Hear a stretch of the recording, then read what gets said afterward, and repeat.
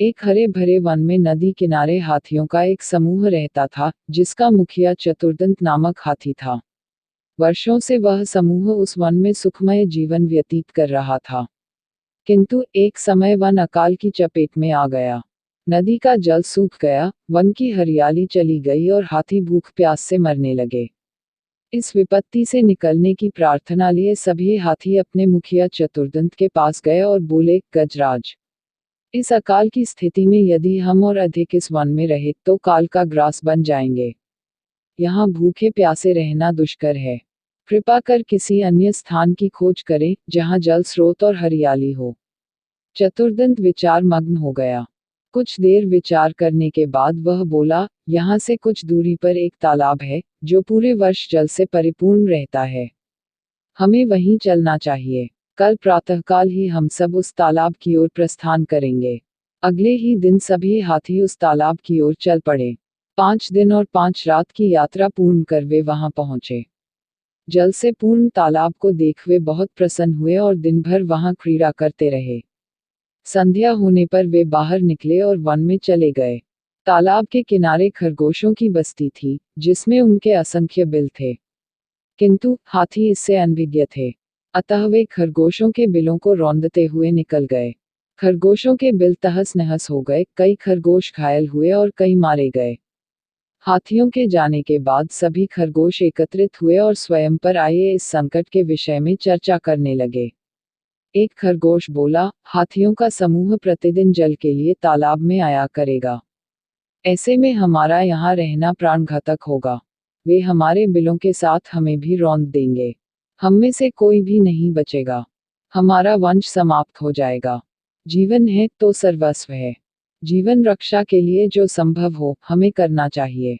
परिस्थिति कहती है कि हमें जीवन रक्षा के लिए तत्काल इस स्थान को छोड़कर अन्यत्र प्रस्थान करना चाहिए। एक अन्य खरगोश बोला। खरगोश अपनी भूमि छोड़कर अन्यत्र जाने के विचार से दुखी थे। उनका दुख देख लंबकर्ण नामक खरगोश आगे आया और बोला, हम वर्षों से इस भूमि पर निवास कर रहे हैं। हम अपनी भूमि क्यों छोड़ें? इस भूमि पर हमारा अधिकार है। हमें हाथियों से बात कर उन्हें यहाँ आने से रोकना चाहिए। किंतु उनसे कौन बात करेगा? कौन उन्हें समझाएगा? सभी खरगोशों ने एक स्वर में पूछा। मैं उनसे बात करूंगा और यहाँ आने से मना करूंगा। लंबकर्ण बोला। किंतु क्या वे तुम्हारी बात मानेंगे? अवश्य मानेंगे। मेरे पास एक युक्ति है। मैं उनसे कहूंगा कि ये तालाब चंद्रमा में बैठे खरगोश का है और उसने आप लोगों का यहाँ आने से मना किया है। संभवतः वे मेरी बात मान जाए। लंबकर्ण बोला। अगले दिन लंबकर्ण हाथियों के मुखिया से मिलने तालाब के मार्ग में स्थित एक ऊंचे टीले पर बैठ गया। जब हाथियों का समूह वहां से गुजरा तो वह हाथियों के मुखिया चतुर्दंत से बोला, गजराज, क्या आपको ज्ञात नहीं यह तालाब चांद में रहने वाले खरगोश का है? आपको बिना उसकी अनुमति के इस तालाब के जल का उपयोग नहीं करना चाहिए। चतुर्दंत ने पूछा, तुम कौन हो? मैं चांद में रहने वाले खरगोश का संदेशवाहक हूँ। उसने मुझे अपने संदेश के साथ आपसे मिलने भेजा है। लंबकर्ण बोला। संदेश क्या वह है? चतुर्दंत ने फिर से पूछा। संदेश है कि इस पवित्र तालाब में चंद्रदेव का वास है, इसलिए तुम लोग इसके जल का उपयोग नहीं कर सकते। मैं कैसे मान लूं कि यह तालाब चंद्रदेव का है? जब तुम मुझे तालाब में चंद्रदेव के दर्शन कराओगे तभी मैं यह बात मानूंगा और अपने दल को यहाँ आने से रोकूंगा। चलो मेरे साथ और स्वयं देख लो। कहकर लंबकर्ण चतुर्दंत को तालाब के किनारे ले गया। उस समय तालाब में चांद की छाया पड़ रही थी।